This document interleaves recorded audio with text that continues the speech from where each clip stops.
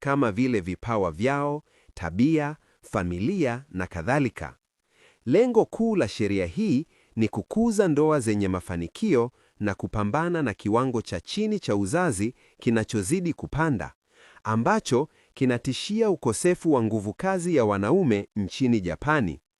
Kwa kufungua miaka, mfumo huo umeonekana kuwa wenye tunda, kwani karibu 100% ya ndoa zilizopangwa na serikali zinakuwa na mafanikio katika kuzaa na zina uwezekano mdogo wa kutatanishwa. Hasara pekee ya sheria hii ni kwamba watu wakati mwingine hupenda kabla ya kufikisha miaka 16 na hawapendi serikali kuingilia kati maisha yao ya kimapenzi. Katika visa kama hivyo, wale wanaoasi mpango huo hukabiliwa na adhabu na hupata upendeleo mdogo kama raia. Mhusika mkuu wa filamu ni msichana mwenye furaha wa shule ya upili anayeitwa Aoi. Anakaribia kufikisha miaka 16 siku moja na anafurahi sana kuhusu hatimaye kukutana na mpenzi wake wa maisha. Rafiki zake wote pia wanafurahi kwa ajili yake, kwani wamekuwa wakisubiri kwa hamu kufikisha miaka 16 kwa muda mrefu. Leo saa 6 usiku, Aoi atapata arifa kutoka serikalini ikitoa taarifa zote za msingi kuhusu mteule wake. Hana subira ya arifa hiyo na amesimama miguu mchana kucha. Wakati anarudi nyumbani, Aoi anakutana na rafiki yake wa utotoni, Yuto. Wasichana shuleni wanamvutia sana, kwani yeye ni mmoja wa wanafunzi wanaoonekana vizuri. Hata hivyo, Yuto hawavutiwi nao kwa sababu yeye anampenda Aoi. Amewahi kujaribu kumwambia hisia zake, lakini kila mara amekwama kwa sababu ana haya. Ana furaha kuwa rafiki yake wa karibu, lakini sasa kwa kuwa yeye karibu kupata mtu wa kupenda, Yuto ana wasiwasi kwamba urafiki wao utaanguka wanapozungumza mambo tofauti. Yuto anamdhihaki akimkumbusha kuwa yeye ndiye busu yake ya kwanza. Tukio hili linarudi nyuma, wakati wote wawili walikuwa bado shule ya msingi. Katika tamthilia ya mwaka, Yuto alipewa jukumu la mfalme. Hata hivyo, Aoi alipewa jina la Uwakori. Alitaka kuwa malkia sana kwamba katika upeo wa mchezo wa kuigiza alimvuta Yuto na kumbusu. Bado wanacheka kuhusu tukio hilo hadi leo. Katika tukio linalofuata, Aoi, wazazi wake na mjomba wake wanakuwa na chakula cha siku ya kuzaliwa nyumbani kwake. Hata wazazi wa Aoi wanahamu kuhusu arifa hiyo ambayo imepangwa katika masaa machache tu. Wazazi wa Aoi pia walikutana kupitia programu ya serikali, lakini mjomba wake bado hajaoa. Imekuwa mada ambayo hakuna mtu anayependa kuzungumza juu yake, kwa hivyo Aoi haichunguzi. Baadaye anapewa nguo anayovaa kulala. Kadri wakati unavyoenda, anakuwa na wasiwasi zaidi, lakini kisha Yuto anampigia simu. Wanakutana nje na anampa zawadi ya siku ya kuzaliwa. Ni kipande cha sanaa cha penguin kinachofaa na chumba chake. Yuto anajua kila kitu kuhusu Aoi, kama vile jinsi anavyogusa nywele zake anaposema uongo. Anagundua kwa urahisi kwamba ana wasiwasi anapogusa nywele zake na kusema kuwa hana. Ili kumtuliza, wanaamua kuigiza jinsi atakavyojitambulisha kwa mteule wake. Aoi anaanza kuzungumza kuhusu yeye mwenyewe, jambo linalomhisi Yuto hisia mbalimbali, haswa kwa sababu anamwangalia kama angemwangalia mpenzi wake. Anamkatisha na kumwambia kupenda, ikimshangaza Aoi. Pia anajaribu kumbusu, lakini yeye hurudi nyuma kwa mshtuko. Yuto anashangaa na hawezi kufanya lolote ila kuomba msamaha. Kabla hawajazungumza zaidi, wanakatizwa na mwenzi wa Aoi anayeitwa Sokukei. Anajitambulisha na kumpa bouquet ya maua. Mwanaume huyo ni bora kuliko alichowazia na ni mrembo sana, akivutiwa na uwepo wake. Aoi anamsahau Yuto. Anawapongeza na kuondoka mara moja, wakiwaacha wengine wawili wakati wa pekee wa kuzungumza. Aoi anageukia kwa hamu kwa mchumba wake mrembo, lakini anataja wakati na mahali kabla ya kugeuka na kuondoka ghafla. Msichana huyo maskini anauliza kama anawahiya au la kabla ya kurudi nyumbani. Wanakutana mahali palipotajwa siku iliyofuata, ambapo inageuka kuwa ni mgahawa wa kifahari. Tunagundua kuwa baba ya Sok-Kei ni mwenyekiti wa hospitali kubwa, na Sok-Kei anatakiwa kurithi utajiri na cheo siku moja. Pia anatarajia kwenda shule ya madaktari. Yeye ni mwerevu na mwenye azma, lakini si mwenye mazungumzo mengi. Aoi anaendelea kuzungumza ili kukataka ukosefu wa starehe, lakini muda mfupi baadaye Sok-Kei anamwacha. Anamvuta nje, ikimfanya apige kicheko kwa sababu ya mikono yao iliyounganishwa. Sok-Kei kisha anamuuliza ni nani Yuto, lakini anamkatisha kabla hata yeye kujibu. Hajali aina gani ya msichana Aoi ni, na anaona uhusiano wao kama utaratibu wa kijamii. Hivyo, hata kama ana wavulana wengine anaowavutia, haimuudhi Sok-Kei. Aoi anajaribu kueleza kuwa yeye si kama hivyo, lakini Sok-Kei anamkatisha tena. Siku iliyofuata shuleni, rafiki zake wanamwonea wivu kwa kupata mpenzi tajiri na mrembo. Aoi anakubali, lakini moyoni mwake hajui jinsi ya kuhisi kuhusu Sok-Kei. Katika wiki iliyofuata, wanaenda kwenye miadi kadhaa, yote ambayo Aoi haifurahii. Sok-Kei anatembea kwa kasi mno kwake, hazungumzi sana na hacheki kamwe. Wakati mmoja, Aoi anahisi kama mtu anamtisha kuwa na miadi naye. Akiwa amechoka, siku moja anajivika kama mwanamke tajiri anayefanana na hadhi yake. Mavazi yake ni ya kupita kiasi, lakini Sokuki hakutoa maoni juu yake. Aoi tena anajaribu kufanya mazungumzo, lakini anamdharau kwa majibu rahisi. Hata anauliza kama amemwambia rafiki zake kuhusu yeye, lakini Sokuki anauliza kama swali hilo ni la kukera, kwa sababu yeye hangeweza kamwe kufanya kitu kama hicho. Aoi anaondoka mgahawa baada ya miadi nyingine iliyoshindwa, akipoteza tumaini kwamba ataweza kupata uelewano naye. Kisha anakutana na Uto, ambaye anashauri aende kukutana na wazazi wake na kujifunza zaidi kuhusu yeye, ili mazungumzo yawe yenye maana zaidi. Aoi anakubali na anaenda nyumbani kwake siku iliyofuata. Mama ya Sokuki ni mwenye fadhili, lakini baba yake ni mkali zaidi. Anamuuliza Aoi ajihisi vizuri sasa kwa kuwa anakaribia kuwa sehemu ya familia yao. Sokuki anamsikia na kuwa na hasira kubwa. Hajapenda baba yake kamwe kwa sababu yule mzee anafikiri anamiliki mwanawe. Kumuona akimfanyia hivyo kwa Aoi, Sokuki hawezi tena kudhibiti hasira yake. Anasimama kwa ajili ya mpenzi wake, akimuomba baba yake aache kumdhuru. Baada ya hapo, wanatembea kwenye kituo cha basi pamoja, wakizungumza juu ya mambo mengi.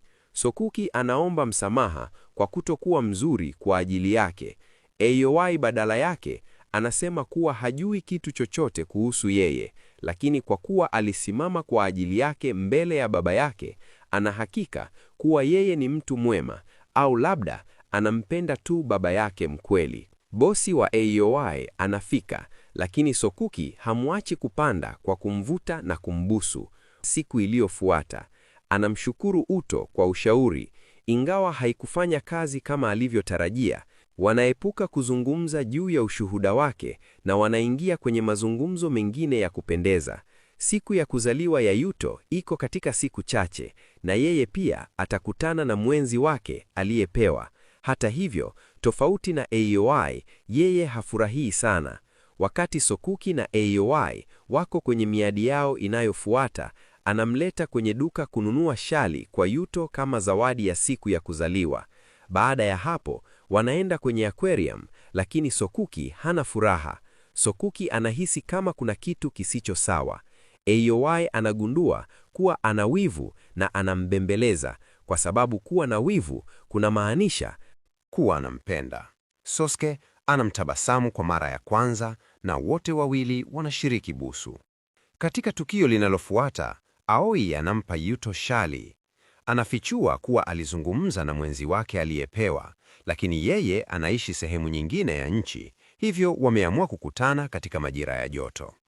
Kwa kuwa Yuto hana mipango kwa siku yake ya kuzaliwa, Aoi anaona ni wazo zuri ikiwa atamleta pamoja naye kwenye Sosuke. Mwanzoni, miadi hiyo ina aibu, Lakini wavulana wanaanza kuzungumza wakati Yuto anagundua kuwa Sosuke anaonyesha shali yake. Mwishoni mwa saa wanapata uelewano mzuri, lakini kisha wale wawili wamebaki peke yao bila Aoi. Yuto anauliza Sosuke kama anajua mambo ambayo Aoi anapenda na asiyopenda, tabia zake, matamanio yake maishani, au chochote ambacho mwenzi anapaswa kujua. Sosuke anajisikia na hatia kwa kutojali sana mpenzi wake, kwa hivyo hana la kusema.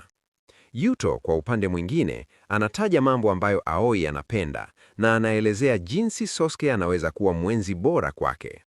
Hatimaye wanaingia kwenye ugomvi na Yuto anaondoka. Kwa siku chache zilizofuata hajitokezi shuleni. Kisha usiku mmoja Aoi anagundua Sosuke anahamia Tokyo kwa chuo kikuu bora. Atakaa miaka 6 ijayo huko, kwa hivyo wote wawili watakuwa katika uhusiano wa masafa marefu. Ili kuepuka kuishi mbali, anapendekeza kwamba wahame pamoja. Hata hivyo, hii itawezekana tu ikiwa wataoa. Ni kawaida kwa watu wenye umri wa miaka 16 kuoa na kuanza familia, kwa hivyo Aoi anafikiria juu yake. Ili kusafisha akili yake, anaenda kwa mjomba wake siku iliyofuata. Anazungumza juu ya mwenzi wake aliyepewa, aliyehamia nje ya nchi wakati bado pamoja. Hakurudi tena na ana ndoa yenye furaha na mtu huko London. Kulingana na yeye, kuishi na adhabu ni rahisi ikiwa uko na mtu unayempenda kwa kweli. Ingawa anaogopa, Aoi anajisikia tayari kuanza sura mpya ya maisha yake. Katika tukio linalofuata, Sosuke na Aoi wako Tokyo wakihudhuria hafla ya chuo wazi. Aoi anachoka katika hotuba, lakini kumuona Sosuke akifurahia humfanya iwe thamani kwake. Baada ya hotuba, wanatembelea maeneo kadhaa, wanakula chakula kipya na wanafurahia sana. Mwishowe, Sosuke anamleta kanisani na anampa kisanduku cha paka ambacho alikuwa amekitamani. Kinamletea furaha ambayo kisha inazidishwa anapopata pete ya ndani. Aoi anasema ndio na wote wawili wanaanza kujiandaa kwa ajili ya harusi. Pia anawajuza rafiki zake wote kuhusu pendekezo hilo, lakini sehemu yake bado anahisi utupu kwa sababu ya kukosekana kwa Yuto. Mahali pengine, Yuto anapata mwaliko wa harusi kupitia barua, lakini haitoi mwitikio. Ni wiki inayotangulia harusi na Aoi ana kazi nyingi kufanya, lakini wazo la rafiki yake wa karibu halimwachi akimkumbuka Yuto sana. Zaidi ya hayo, yeye na Sosuke wana ugomvi wao wa kwanza wakati anakataa kumwacha azungumze na wazazi wake na kudumisha uhusiano mzuri nao. Aoi anaelewa kuwa hampendi baba yake, lakini anataka kuanzisha uhusiano na wazazi wake peke yake pia.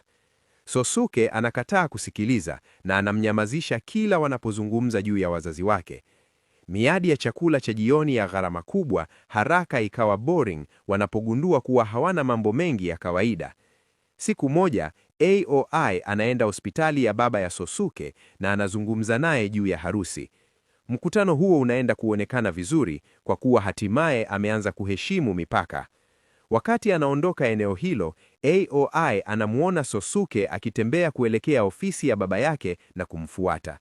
Anamsikia akiomba baba yake kuandika barua ya ushauri kwa rafiki aliye katika hitaji. Inafichuliwa haraka kwamba rafiki huyo ni Yuto na ana tumor ya ubongo ya hatua ya pili. Tiba yake inaweza kufanywa tu katika hospitali ya gharama kubwa huko Tokyo, lakini baada ya barua ya ushauri atapata nafasi ya kuokoa maisha yake. Katika tukio linalofuata, Sosuke anampa Yuto karatasi na kumuomba asipoteze tumaini kwa kuwa nafasi za kuokoka kwake bado ni kubwa. Wakati huo huo, Aoi anakaa peke yake kwenye bustani, bado asiweze kuelewa nini alisikia hospitalini. Kwa kuwa Yuto hataki kumjulisha kuhusu ugonjwa huo, anaamua kujifanya hajui. Pia inamfanya atambue kwamba anampenda Yuto zaidi kuliko anavyodhihirisha. Kisha hatimaye inafika siku ya harusi.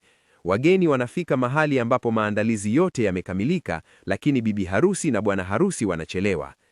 Nje, Sosuke anakuja kukutana na Aoi na kumpongeza kwa uzuri wake. Anamuuliza nini kinamsikitisha, ingawa ana wazo zuri la nini kinachosababisha hilo. Wakati hajibu, anauliza kama anampenda Yuto. Aoi anakataa haraka, lakini kisha anagusa nywele zake. Kufikia sasa, Sosuke anajua inamaanisha nini. Anamwambia Aoi kuwa furaha yake ndiyo kitu pekee kinachohimiza, na ikiwa anahisi kama atakwama katika ndoa isiyo na upendo, anapaswa kukimbia sasa hivi. Pia anaahidi kushughulikia wageni na wazazi kabla ya kumtia moyo kufanya haraka, akiwa na machozi. Aoi anamshukuru na anakimbia kwenye uwanja wa ndege, ambapo Yuto anakaribia kuruka kwenda Tokyo kwa upasuaji wa ubongo. Wanakutana kwenye terminal na Aoi anaelezea upendo wake kama alivyofanya Yuto usiku wa siku yake ya kuzaliwa ya miaka 16.